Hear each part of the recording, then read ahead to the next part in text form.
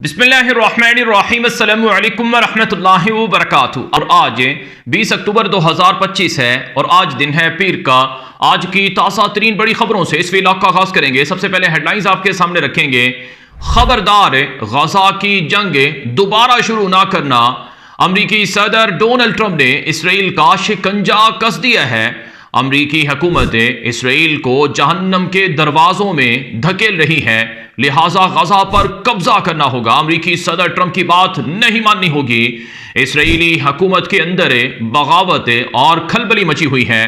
दूसरी तरफ इसराइल से हजारों इसराइली यहूदी मुल्क छोड़कर जा रहे हैं, जो इसराइल के लिए एक बहुत बड़ी अलार्मिंग सिचुएशन बन चुकी है।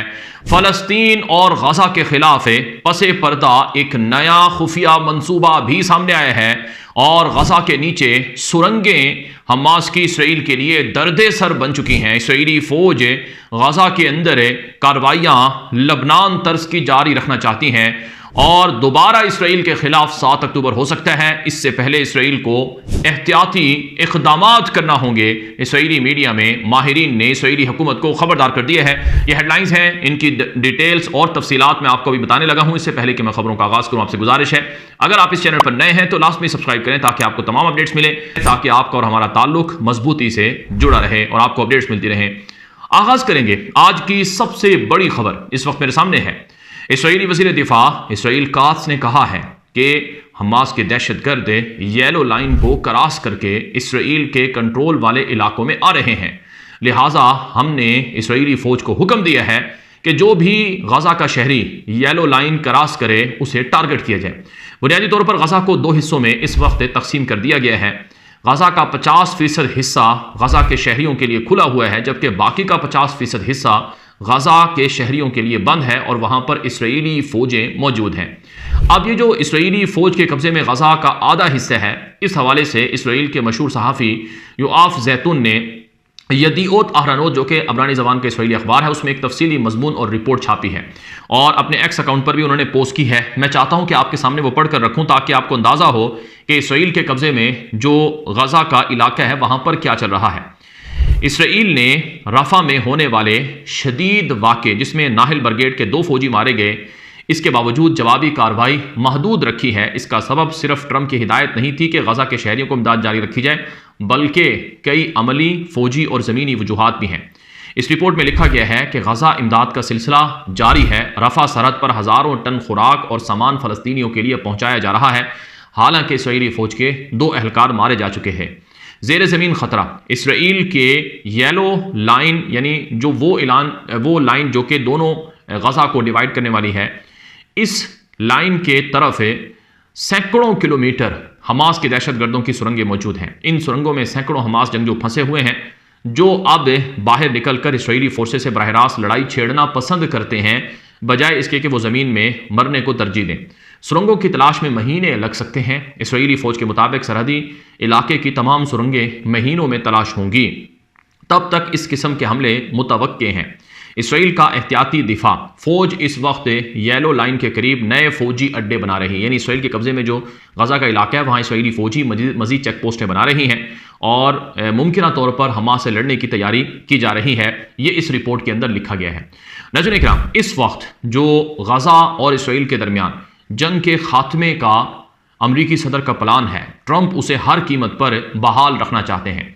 अमरीकी सदर ट्रंप ने एक बयान में यह भी कहा है कि हमास के 50,000 से ज़्यादा लोग मर गए हैं, लेकिन उन्होंने नए नौजवानों को अपने साथ शामिल कर लिए हैं। हमास का असलहा कैसे लिया जाएगा इसका कोई टाइम फ्रेम मुकर्रर नहीं है, लेकिन हमास का असलहा लिया जाएगा और हमास की जो टॉप लीडरशिप है वो गजा की जंग को ख़राब करने के अंदर मुलव्वस नहीं है, इस बात का मुझे यकीन है। और हम सख्ती से निपटेंगे अगर गजा की सीज़ फायर को ख़राब करने की कोशिश की गई। ये अमरीकी सदर ट्रंप की स्टेटमेंट है जो उन्होंने गजा के हवाले से दी है। अब अमरीकी हुकूमत की तरफ से इसराइल को खबरदार किया गया है कि गजा की जंग को दोबारा शुरू ना करना। अगर गजा की जंग दोबारा शुरू हुई तो फिर नताइज बड़े संगीन होंगे। इसराइल को अमरीकी हुकूमत पर शदीद गुस्सा है। चुनांचे ये ज़रा खबर आप मेरे सामने देख लें। इस वक्त ये खबर इसराइल के मशहूर अखबार द यरूशलेम पोस्ट में छपी है, जिसमें यह कहा गया है कि अमरीकी सदर ट्रंप का जो नुमाइंदा खुसूसी बराए मशरक़ वस्ता स्टीव विटकोफ है और उसकी तरह के जो दीगर अमरीकी सदर ट्रंप के करीबी लोग हैं, वो इसराइल को जहन्नम के दरवाज़ों तक ले जा चुके हैं। अगर हमने ट्रम्प हुकूमत की हर बात मानी तो इसराइल को सिक्योरिटी तौर पर तबाही का सामना करना पड़ेगा। इसे ज़रा रिपोर्ट का खुलासा देख लें कि नेतन्याहू की जो पार्टी है लिकुड, उसका जो एक नुमाइंदा है या रुकने पार्लियामेंट है अमीत हालीवी, उसने सख्त तनकीद करते हुए कहा है कि ये लोग हमें जहन्नम के दरवाजे तक लेकर जा रहे हैं। वो समझते हैं कि विटकोफ और ट्रम्प के मंसूबे इसराइल की सलामती के लिए ख़तरनाक हैं और गज़ा पर मुकम्मल इसराइली कंट्रोल ही वाहिद हल है। आखिरकार इसराइल को गज़ा का कंट्रोल लेना ही पड़ेगा, कोई दूसरा रास्ता नहीं है। वो यानी जो अमीत हालीवी नेतन्याहू की पार्टी का पार्लियामेंट का रुकन है, उसने कहा कि अगर ट्रंप के अमन मंसूबे के नतीजे में फ़लस्तीनी रियासत कायम हुई तो इसराइल में दहशतगर्दी में इजाफा होगा। फ़लस्तीनी शनाख्त को मुस्तरद करना ही इसराइल के लिए बेहतर है। गज़ा इसराइल का हिस्सा है, बिल्कुल इसी तरह जैसे तल अबीब। हम काबिज़ नहीं बल्कि मालिक हैं। हलीवी ने Israeli chief of staff Ayal ज़मीर पर तनकीद की कि इसे सिर्फ गज़ा पर कब्ज़ा करने पर तवज्जो देनी चाहिए, ना कि सफारती या माशी पहलुओं पर। यानी सादा लफ्ज़ों में नेतन्याहू की जो पार्टी है, उसके जो लोग हैं, नेतन्याहू को मजबूर कर रहे हैं कि हमें गज़ा की जंग अब दोबारा शुरू करनी चाहिए, जैसा कि एतमार बिन गफ़ीर कह चुका है, जैसा कि समोत्रिश कह चुका है, और अब अमीत हलीवी नामी शख्स भी यही कह रहा है कि हमें ट्रंप की बातें नहीं माननी चाहिए। याद रहे, स्टीव विटकोफ और जैरेड कुशनर जो ट्रंप के करीबी लोग हैं, जिन्होंने गज़ा की जंग को ख़त्म करवाने में रोल प्ले किया, इन्होंने कहा है कि कतर पर इसराइल ने जो बमबारी की थी वो अमेरिका की पीठ में छुरा घोंपना था। यानी सादा लफ्ज़ों में इस वक्त अमेरिका और इसराइल के दरमियान गज़ा के मसले पर शदीद दबाव और तनाव और कशीदगी पाई जाती है। कल इसराइल ने गज़ा पर बमबारी की और गज़ा की इमदादी सामान की तरसील रोकने की कोशिश की, जिस पर ट्रंप हुकूमत ने सख्त रद्द-ए-अमल दिया, जिसके बाद आज N12 के मुताबिक और जो C14 नामी इसराइली टेलीविज़न है, इन दोनों मीडिया की रिपोर्ट के मुताबिक गज़ा में इमदादी सामान के जो ट्रक्स हैं वो आज बड़े पैमाने पर दाखिल कर दिए गए हैं। अब सवाल ये है कि क्या गज़ा की जंग इसराइल, जिसको टोटल विक्ट्री कहता था, उसको इसराइल हासिल भी कर पाया है? ये ज़रा आप एक और रिपोर्ट देखें जो इसराइल के द टाइम्स ऑफ इसराइल नामी इसराइली अखबार और मीडिया में नशर हुई है। इस रिपोर्ट के अंदर ये बात लिखी गई है कि खुलासा इस रिपोर्ट का यह है कि अमेरिकी सदर डोनाल्ड ट्रंप ने इसराइली पार्लियामेंट से खिताब में कहा था कि ए इसराइल के लोगों, आपने ये जंग जीत ली है, क्या शानदार फतह है।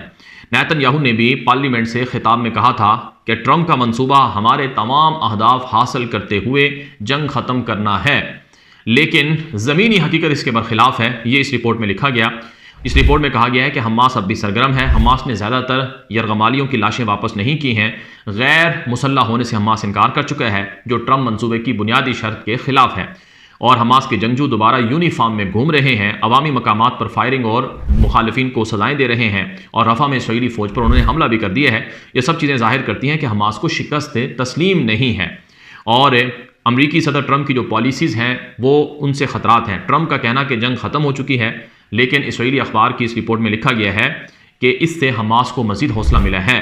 ट्रंप का मानना कि सियासी दबाव से हमास हथियार डाल देगी, मगर यह हमास की फितरत को गलत समझना है। अगर इसराइल को ताकत के इस्तेमाल से रोका गया तो हमास मुआहदे की हुदूद को बार बार तोड़ेगी जब तक जंगबंदी टूट ना जाए। यानी इसराइल का ये जो दूसरा मीडिया नेटवर्क है द टाइम्स ऑफ इसराइल, इसकी इस मजमून में जो लेज़र बिरमान नामी जो तजियाकार है, उसने ये रिपोर्ट में लिखा कि ये जो ट्रंप का मंसूबा है ये इसराइल के लिए फ़ायदेमंद नहीं है। ज़रा आप एक और ये रिपोर्ट देखें जो इसराइल के अखबार इसराइल हायोम में छपी है। इसराइल का एक प्रोफेसर है जो मशरक़ वस्ता के उमूर के हवाले से तल अबीब यूनिवर्सिटी का एक सीनियर प्रोफेसर है, इयाल ज़िसर। इसने मजमून में ये लिखा, मजमून का उन्वान इसका ये है कि how can we prevent the next October 7, कि इसराइल को अगले 7 अक्टूबर के मुतवक्के हमले से कैसे बचना है। इस मजमून का खुलासा यह है कि जंग के बाद का मंजरनामा, तमाम इसराइली यरगमाली और मारे जाने वाले जो इसराइली शहरी थे उनकी वापसी के साथ जंग ख़त्म हो रही है, मगर अमन फिर भी नहीं आया है। सदर ट्रंप ने ऐलान किया कि तनाज़ा ख़त्म हो गया है, लेकिन ये एक सतही और तारीख़ी तौर पर ट्रंप का गलत बयान है। ट्रंप ने यहाँ तक कहा कि ये 3000 साला तनाज़ा है, हालांकि फ़लस्तीनियों या अरबों का वजूद इतना कदीम नहीं कि इसराइल से उनकी लड़ाई हो। ये अयाल ज़िसर ने लिखा है। माजी से सबक सीखना चाहिए। 1973 की मिसाल देखें। 7 अक्टूबर 2023 से 50 साल पहले 6 अक्टूबर 1973 को योम कपूर जंग में भी इसराइल को स्ट्रेटेजिक सरप्राइज मिला था। दोनों अदवार में इसराइल को यकीन था कि सब ठीक है, खतरा नहीं, कुछ करने की जरूरत नहीं, मगर यह खुद एतमादी, गुरूर और जमूद ने दोनों बार इसराइल को तबाही के दहाने पर ला खड़ा किया। पिछले 25 साल से इसराइल ने यही सोच रखा था कि फ़लस्तीनी मसले को मुंजमद रखा जाए ताकि ये या तो कभी हल हो जाए या कभी ख़त्म हो जाए। इस पॉलिसी में दाएं बाएं बाजू दोनों इसराइली शरीक थे। इसराइल ने समझा कि जमूद को बरकरार रखना यानी यहूदी आबादियाती कंट्रोल मजबूत करना, फ़लस्तीनी रियासत के ख्वाब को कमज़ोर करना, ये सब चीज़ें इसराइल के लिए फ़ायदेमंद होंगी, लेकिन ये पॉलिसी इसराइल की ख़तरनाक है। इस मजमून में प्रोफेसर इयाल ज़िसर कहता है कि अगर इसराइल ने फ़लस्तीन का मसला खुद हल ना किया तो दूसरे करेंगे, या तो वो दहशतगर्द गिरोह दोबारा हमले करेंगे जैसे हमास ने किया या मुस्तकबिल में करेगा, या बैनुल-अक़वामी बरादरी खुसूसन ट्रंप और अमेरिका भी एक ज़बरदस्ती हल इसराइल पर मुसल्लत करेंगे जिसमें फ़लस्तीनी रियासत का क़याम शामिल हो सकता है, जो इसराइल के लिए नामुवाफ़िक शराइत पर मबनी होगा। ये बहुत ख़तरनाक होगा। इयाल ज़िसर जो प्रोफेसर है, इसने कहा कि तीन ऑप्शन हैं सियासी हल कि बातचीत करके फ़लस्तीनी अथॉरिटी के साथ कोई काबिल अमल फार्मूला तय कर लिया जाए इसराइल के लिए, आलमी दबाव का इंतज़ार में खामोश रहा जाए यहाँ तक कि ट्रंप और यूरोपीय ममालिक इसराइल पर ज़बरदस्ती हल मुसल्लत कर दें, फ़लस्तीन के वेस्ट बैंक इलाकों को जम करके सिर्फ एक स्टेट और रियासत बनाई जाए और फ़लस्तीनी भी उसी इसराइली रियासत में हुकूक हासिल कर लें। ये तीन उसने रास्ते बताए हैं। यानी इस मजमून से भी ये बात वाज़ेह होती है कि ट्रंप ने जो हालिया जंगबंदी का मुआहदा किया है वो इनको कबूल नहीं है। फिर नाज़रीन इकराम, इस वक्त एक और मनसूबा फ़लस्तीन के हवाले से चल रहा है। वो मनसूबा है 1 स्टेट का, यानी 2 स्टेट, यानी इसराइल और फ़लस्तीन की रियासत की बजाय इसराइल को एक स्टेट बनानी चाहिए और वो सिर्फ इसराइल की स्टेट हो, और उसी इसराइल की स्टेट में जो फ़लस्तीन के अरब हैं उनको भी मुकम्मल हकूक दिए जाएं, लेकिन सिक्योरिटी और हुकूमत उनके पास ना हो, बाकी उनको इसराइल की शहरियत से मुस्तफ़ीद होने की इजाज़त दी जाए। इससे पहले कि देर हो जाए, हमें इस एक स्टेट की तरफ बढ़ना होगा। ये दी यरूशलेम पोस्ट में छपने वाली इस रिपोर्ट में कहा गया है। यानी आप समझ लें कि जो अरब रियासतें इसराइल को तस्लीम करके इब्राहिमी मुआहदे में शामिल होना चाहती हैं और 2 स्टेट सोल्यूशन का नारा लगा रही हैं, वो अरब रियासतें अमेरिका और इसराइल की पसे पर्दा इस नई मनसूबाबंदी से भी गौर कर सकते हैं। एक और बड़ी खबर है माआरिफ की, और ये इसराइल के अबरानी ज़बान के अखबार यदीओत आहरोनोत में भी रिपोर्ट छपी है, जिसमें कहा गया है कि N unusual jump in the number of people living the country, this is the city that lead the table, के गैर मामूली तौर पर इसराइल के शहरी इसराइल छोड़कर जा रहे हैं।